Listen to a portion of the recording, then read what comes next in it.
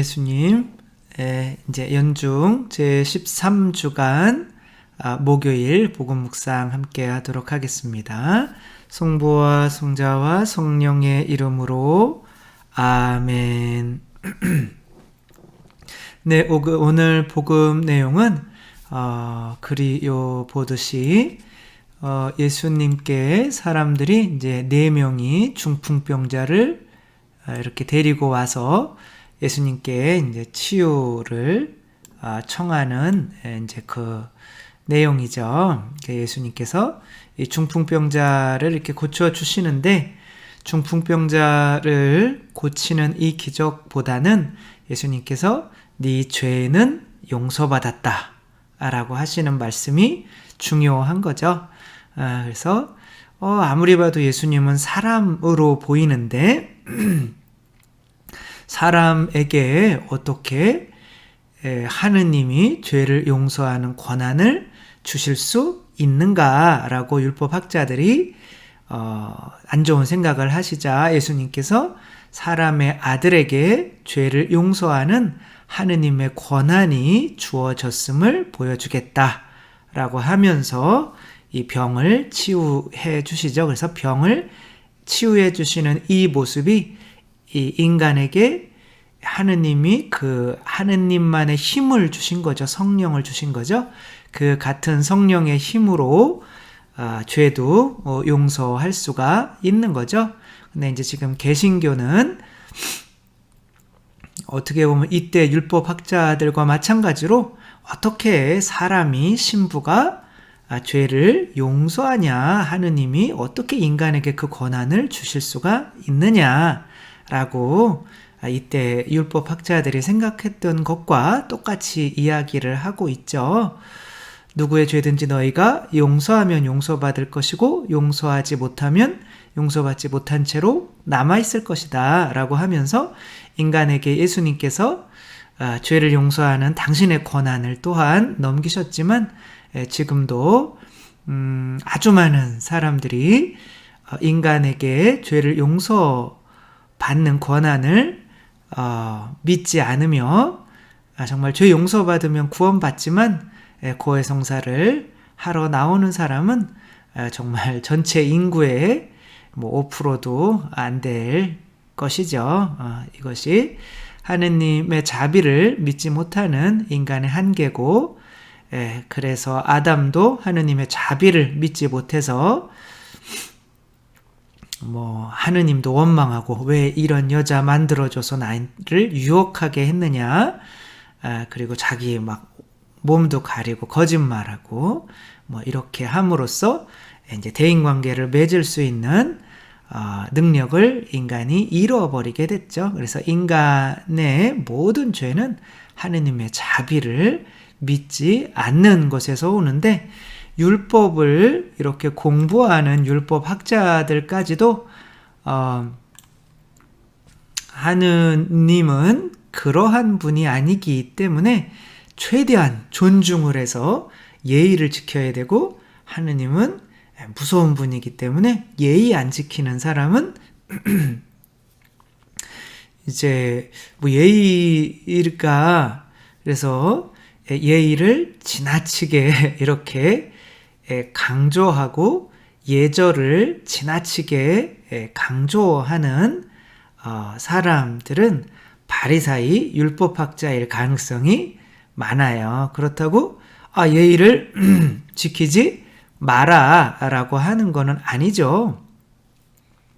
부모님한테 당연히 지켜야 할 예의가 있죠. 그런데 가만히 생각해 보면 내가 부모님께 대하는 것과 신부님을 대하는 것과 누구한테 더 예의를 많이 지켜요? 당연히 신부님한테 더 예의를 많이 지키겠죠. 그런데 누구를 더 사랑하세요? 부모님을 더 사랑하시죠. 그래서 예의를 지키는 것과 사랑이 그렇게 일치하지는 않고, 지나치게 예의를 많이 지키는 사람들은 그 사람을 사랑해서가 아니라 두려워서 그렇게 할 수가 있는 거죠. 예수님께서는 이렇게 당신의 모자를 이 벗기는 교황님이 이 아이가 당신을 싫어하고 있다고 생각하셨을까요? 아니면 편하게 여긴다고 생각하셨을까요? 편하게 여긴다고 생각을 하셨겠죠. 그쵸? 결국 예수님을 십자가에 못 박아 죽인 사람들은 지나치게 예절을 강조하는 사람들이었어요. 바리사이 율법학자들인 거죠. 예수님도 그들에게 한 방 뺨을 맞으신 적도 있어요. 하느님이신데 어디 감히 가야파 대사제에게 그런 말투로 이야기하냐라고 하면서 예수님의 뺨을 때리죠. 예수님이 내가 옳은 얘기를 했는데 내가 틀린 얘기를 했다면 때려도 되지만 옳은 얘기 했는데 왜 때리냐 라고 하니까 네 태도가 문제가 아니냐. 그래서 태도를 지나치게 강조하는 사람들은 바리사이 율법학자일 가능성이 많고 그런 사람들 윗사람한테 엄청 잘해요. 그치만 언젠가 그 윗사람 그 사람한테 칼 맞을 날이 있습니다. 그래서 여러분들은 여러분들에게 정말 나를 무서워하고 정말 깍듯이 예의를 갖추고 나를 두려워하는 사람이 많기를 원해요? 아니면 나한테 막대하는 사람이 많기를 원해요? 저는 저한테 막대하는 사람이 많기를 원해요. 왜냐하면 대부분 칼 맞는 사람들이 나에게 엄청나게 예의를 갖추고 존중해주는 사람이 나에게 칼 들이대는 경우가 굉장히 많거든요. 저도 평신도 한 분한테 엄청나게 욕을 먹은 적이 있어요. 술 먹다, 아니 술 취하시니까 하는 거죠. 근데 술자리 아닐 때는 그럴까요? 아니면 엄청 깍듯하게 대할까요? 엄청 깍듯하게 대해요. 신부님한테 장난 아니에요. 완전히 깍듯하게 대하는데 이제 제가 보좌 때 저는 주임 신부님을 아버지처럼 생각하려고 노력했거든요. 그래서 아버지에게 편하게 대하는 모습대로 대하려고 했는데 어떻게 감히 보좌 신부가 주임 신부님한테 아버지처럼 그렇게 편하게 대하냐고. 그래서 술 먹으면서 그렇게 예의를 안 지키는 거의 막 몇 명 다른 사람들도 사목회 위원들도 있었는데 대놓고 막 야단을 치시더라고요. 그래서 물론 그분이 연세도 많고 그랬기 때문에 저는 당연히 고개를 숙이고 죄송합니다. 제가 잘못했습니다. 더 주임 신부님을 깍듯이 모시도록 노력하겠습니다. 그러니까 당연히 그래야지. 그러며 신부가 그래도 자기한테 고개 숙이는 게 기분이 좋은지 아무튼 그날은 그렇게 끝났는데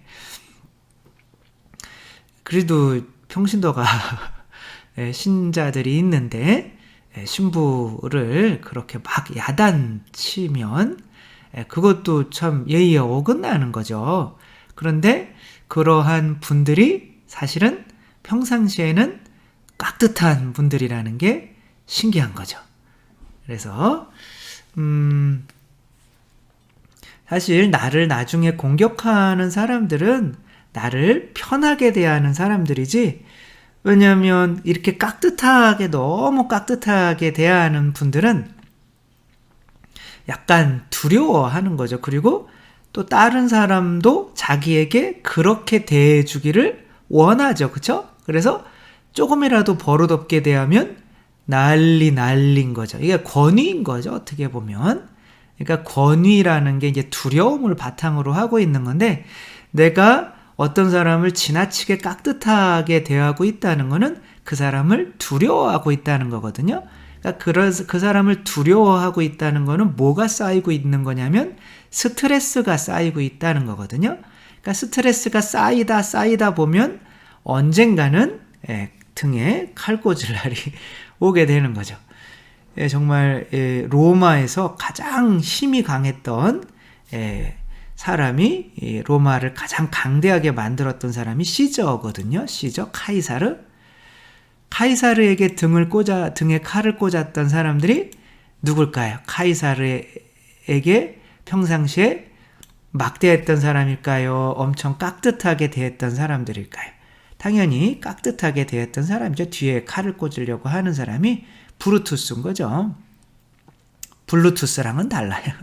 근데 브루투스 너마저 이렇게 했죠. 정말 이 카이사르는 시저는 자기에게 정말 깍듯이 대하는 사람들에게 둘러싸여져 있었죠. 밖에는 막대하는 사람이 있을 수도 있지만 이 원로원 내에서는 정말 깍듯하게 대하는 사람들, 근데 너무 깍듯하게 대하다 보니까 한계에 이른 거죠. 이 사람들이 일제히 시저를 살해하게 되죠. 만약에 신부님이 권위를 부리면서 자기를 두려워하고 자기에게 깍듯하게 대하는 사람들만 주위에 둔다면 칼 맞을 확률이 나중에 많아지는 거죠. 그래서 나를 가족처럼 편하게 대해주는 사람이 많게 만드는 것이 좋지. 이렇게 이 아이 지금 교황님 앞에서 허리에 손을 대고 이렇게 교황님이 뭐 설교하고 있는데 이렇게 올라왔어요. 그러면은 이제 교황님이랑 이제 악수하고 이제 내려갔죠. 그런데 어떻게 보면 버릇없어 보일 수도 있지만 예수님께서는 당신에게 정말 깍듯하게 대해주는 사람들, 당신을 왕으로 삼으려고 하고 당신에게 철저한 예의를 지키는 사람들을 더 좋아하셨을까요? 아니면 막 다가오는 어린이들을 더 좋아하셨을까요? 당연히 어린이들을 더 좋아하셨죠. 어떻게 감히 사람이 하느님처럼 죄를 용서한다고 할 수 있냐? 이거 하느님이 얼마나 무서운 분인데 이게 자비롭지 않다는 거죠. 자비롭지 않으니까 무서운 거죠. 무서우니까 어떻게 대해야 돼요? 깍듯하게 대해야죠. 자칫 잘못 대했다가는 정말 큰일 나는 거죠. 그래서 회사에 상사를 대하듯이 혹은 뭐 북한에서 김정은을 대하듯이 막 김정은 대하는 사람들 있잖아요. 그쵸? 막 박수 막 이렇게 치고 얘기하면 다 수첩에다가 받아 적고 그 사람들이 김정은도 자기를 사랑한다고 여기지는 않을 거예요. 그쵸? 그래서 하느님을 두려워함 이런 은혜가 있어요. 이것은 하느님 자체를 두려워하는 것이 아니라 나에게 정말 내가 막 아무리 큰 죄를 지어도 다 용서해 주시는 그런 자비로운 분 앞에서 그분의 마음을 아프게 해드리지 않으려고 하는 마음이 하느님을 두려워함인 거지 하느님 자체를 두려워하는 거는 아닌 거죠. 뭐 이런 이야기도 있죠. 그죠? 여기 이 알렉산더와 오리게네스의 그 이야기죠. 그쵸? 알렉산더가 이제 그리스 왕으로서 세상을 정복하고 아테네로 자기의 이제 수도로 돌아왔는데 자기가 인기 순위 2위인 거예요. 인기 순위 1위가 디오게네스라고 이렇게 술통에서 사는 사람이라는 거예요. 그래서 야, 이 디오게네스 좀 불러와 그랬더니 디오게네스가 임금이 오라 그래 라고 한 거예요. 그래서 열받아가지고 알렉산더가 이거 봐라 그리고 찾아간 거야. 그랬더니 디오게네스가 자고 있는데 햇빛을 가리니까 짜증나는 모습으로 눈을 치켜들고 좀 비켜요. 당신 누군데 왜 햇빛 가리고 있어? 그러니까 나는 알렉산더 대왕이다. 내가 두렵지 않냐? 그랬더니 디오게네스가 아니 당신은 좋은 사람입니까? 나쁜 사람입니까? 그러는 거예요. 나는 당연히 좋은 사람이지. 그럼 당신이 좋은 사람인데 내가 왜 두려워해야 합니까? 빨리 좀 햇빛 좀 보게 조금 좀 비켜주셔. 이렇게 한 거죠. 알렉산더가 내가 알렉산더로 안 태어났으면 디오게네스로 태어나고 싶다라는 말을 남겼죠. 정말 알렉산더를 칼로 찌를 사람은 이 자신을 자비로운 사람으로 보아서 이렇게 막대하는 디오게네스일까요? 아니면 뒤에 있는 군사들 중에 한 명일까요? 당연히 자기에게 예의를 훨씬 잘 차리는 사람이 자기를 찔릴 날이 있겠죠. 왜? 자기를 스트레스 받게 하니까. 그래서 정말 우리들은 나를 막대하게 만들어야 돼요, 사람들이. 그래야 스트레스 안 받거든요. 물론 내가 나를 때리고 침뱉고 욕하고 그럴 수도 있어요. 근데 예수님도 그렇게 침뱉고 매맞고 십자가 못 박아 죽이도록 냅두셨잖아요. 그게 하느님의 자비를 계시하는 사람이지, 하느님을 내가 다른 사람에게 예의를 차리게 만들고 두려움을 주고 권위적이 된다면 이것은 하느님의 자비를 드러내는 사람이 아니라 하느님을 무섭게 만들어서 하느님으로부터 멀어지게 만드는 사람인 거죠. 우리들 또 지금 내 안에 계신 예수님을 드러내는 사람이에요. 그런데 바리사이 율법학자들처럼 하느님이 무서운 분이다 라고 거짓으로 이렇게 하느님을 드러내는 사람이 될 수도 있고, 자기를 막대하게 만들어서 예수님처럼 하느님의 자비를 드러내는 사람이 될 수도 있는 거죠. 우리들은 하느님의 자비를 드러내기 위해서 정말 우리 교황님처럼 당신을 이렇게 사람들이 막대하게 만들어서 하느님은 자비로우신 분이구나 라는 것을 드러내는 사람들이 되어야겠죠. 정말 우리들은 어떠한 하느님을 드러내게 하는지, 하느님이 자비로우신 분인 것을 믿었다면 아담이 에덴 동산에서 숨어 있다가 쫓겨나지는 않았겠죠. 그러니까 우리 구원은 하느님이 사랑이시고 자비로운 분인 것을 우리가 세상에 드러내는 게 복음인 거죠. 우리 삶이 다른 사람들이 나를 막대하게 만들어서 우리 삶이 하느님의 자비를 드러내는 삶이었으면 좋겠습니다. 주님께서 여러분과 함께 전능하신 천주 성부와 성자와 성령께서는 여기 모인 모든 이에게 축복을 내리시어 길이 머물게 하소서. 주님을 찬미합시다. 하느님 감사합니다. 성부와 성자와 성령의 이름으로 아멘. 감사합니다. 사랑합니다.